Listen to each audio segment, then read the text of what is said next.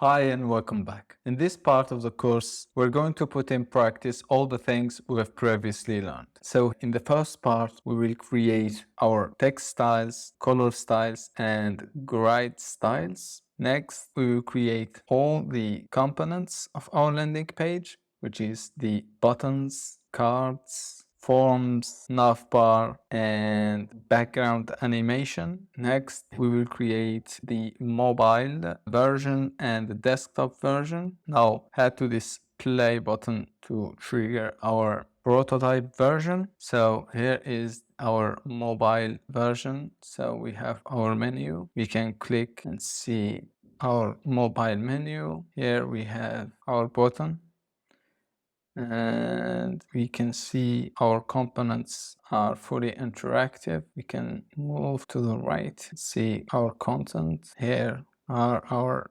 sliders or carousel and call to action and form. Next, let's go to the desktop version. Here, as you can see, we have a background animation. We have our buttons are interactive, our cards, content area, carousel, click and call to action and footer. Let's go back to our project. All right, that was a quick look of what we are going to make. Next, we will start by creating our color, text, and grid style of the landing page.